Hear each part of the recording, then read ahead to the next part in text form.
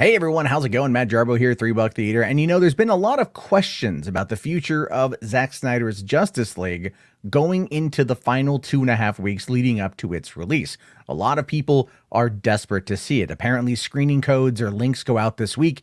And I don't know about you, but I'm kind of willing to go behind the back of a gym and help somebody out if it gets me a link a little bit early. I've been waiting since 2017 to see this thing. Daddy's in it to win it. Anyway, no.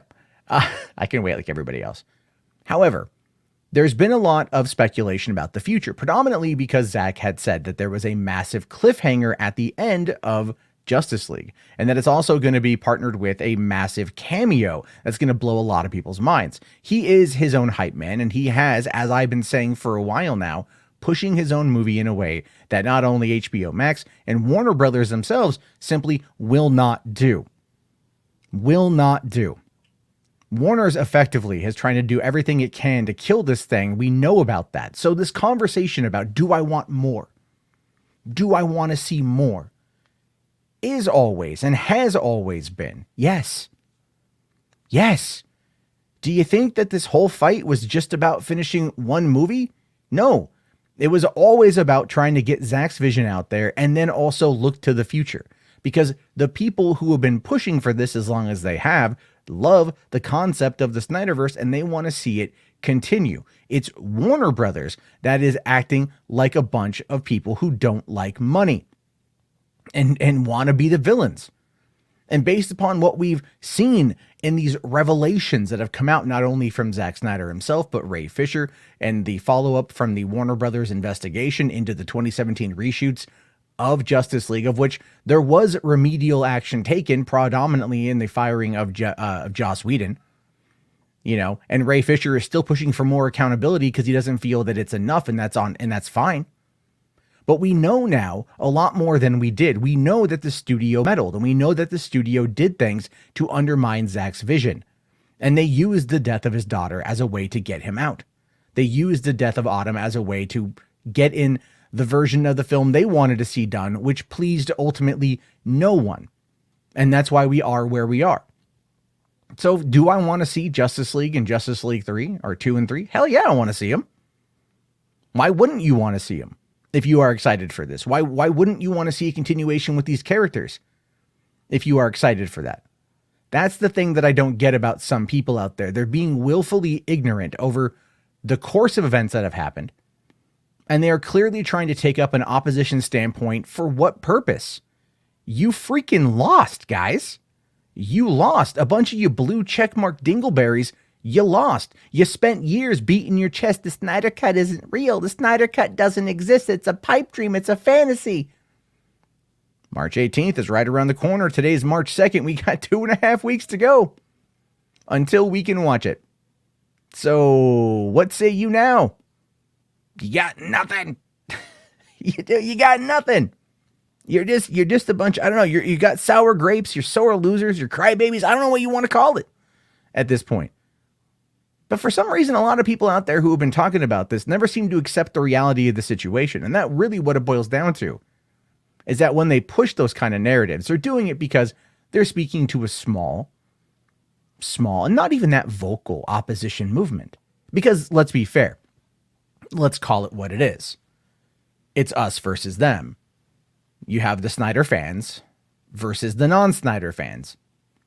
The non-Snyder fans have lost.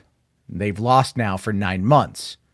Soon it's going to be a worldwide exposure, and their loss is going to be seen by everybody. Now, do we know if it's going to be good? No, we don't. And I'm not going to sit there and say that it's going to be amazing, but based upon the previous films that I've seen and I love, I'm pretty sure things are going to be aight. You know what I mean? But the people out there who want to fight back against this kind of stuff are doing it because they know that it's going to get hate clicks and hate views, and it's going to get people to criticize them, and they're going to use that as a way to claim that they're the victim. You put out a crappy opinion, you're not the victim.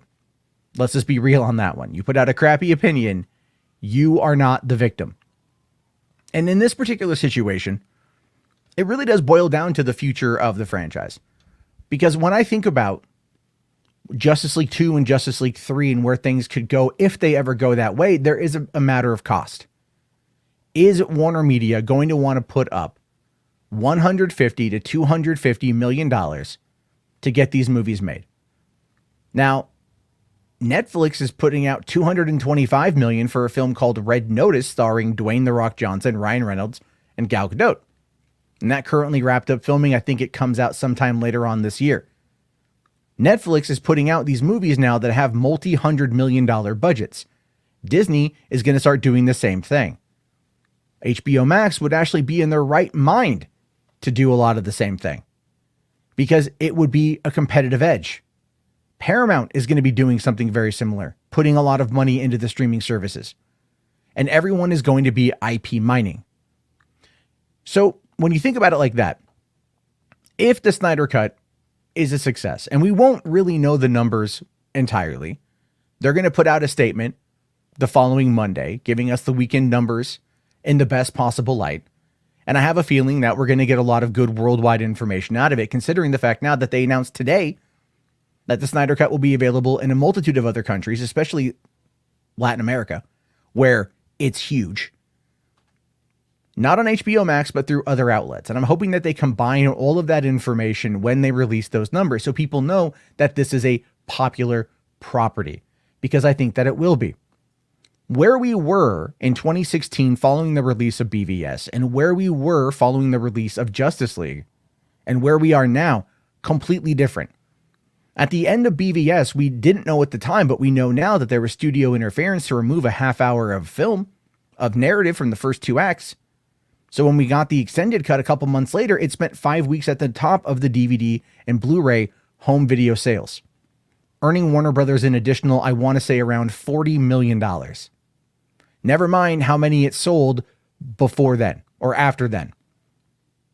It's made a lot of cash. And that fan base has only grown and that fan base has only increased.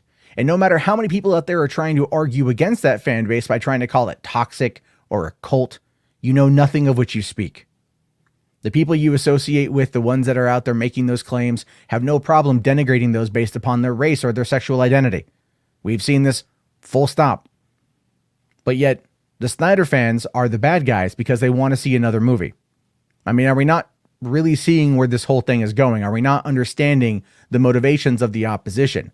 It's not about truth and justice and fairness. No, it's not at all arguing the tenets of something that Superman would actually, strive for. What we see is hatred and bigotry and laziness and ego, all wrapped up in some weird little planet in an attempt to do something. I don't know what. Seem relevant on some course? I don't know. But for some reason, these people, they continue to operate the way that they operate. And they continuously try to mine the fan base in a negative. So I'm saying flat out, I want Justice League 2 and I want Justice League 3. I want Ben Affleck to get his own Batman series or movie where he takes on Deathstroke. I want to see Zack complete his arc. When Zack completes his arc, I will be happy because at that point then, he will have completed what he set out to do. After that would all be icing on the cake. And I think that would go a long way to benefit the DCEU and to keep it back on track for something that fans are actually interested in. I don't know what the hell they're doing now, but it feels like it's constantly going in the opposite direction. What Warner's is doing now essentially is attempting to please everybody, which is something that we learned back in 2017 doesn't work, especially if the producers and the powers that be have an agenda. And the producers and the powers that be in this situation absolutely have an agenda. We know this now. It has been confirmed. There is no way to deny it. There is no spin. That's what it is. It's an agenda. So yes, the fans are going to have to continuously fight in order to see this arc through to the end. Not only for their own entertainment's sake, not only to see Zack's vision completed, but also to continuously raise awareness for suicide prevention, to raise money for suicide prevention, to make sure that the terrible act of Dawn taking her own life doesn't happen to anybody else. And that fans of these heroes, of these gods who seek to protect those around them, people who can't protect themselves do what they can to minimize harm and to protect others by making themselves, in their own right, superheroes. And for some reason, again, people out there like to denigrate them for that. They like to attack them for that. People that are putting their own money, their own time to organize, to crowdfund, to do something for somebody else simply because they want to do something for somebody else and they believe in a cause. And they're called cultists, and they're called bad faith actors, and they're called evil people. Those people have done more and will continue to do more than so many other fandoms that are out there. And they don't hide it behind a veneer of anything. They say exactly what they want. They push for it. They organize. And because they're organized, they are labeled as something bad. Because they organize, they are attacked. That's the reason why I want Justice League 2 and 3 as well. Not just for Zack, not just for my own entertainment, because I want to see what other people are going to be able to do out of the kindness of their own heart in order to achieve something that they want.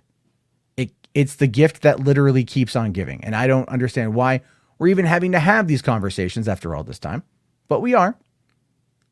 Because of other bad faith actors who simply can't understand the fact that they're irrelevant. And they have to be full of hatred in order to try to make themselves feel, I don't know, important. Truth of the matter is, you do more by benefiting people in need rather than serving your own selfish interests. Anyway, those are my thoughts on this. I'm curious to know your guys' thoughts on this. Let me know down in the comments below. I'll talk to you all later. Have yourself a great day, and peace the hell out.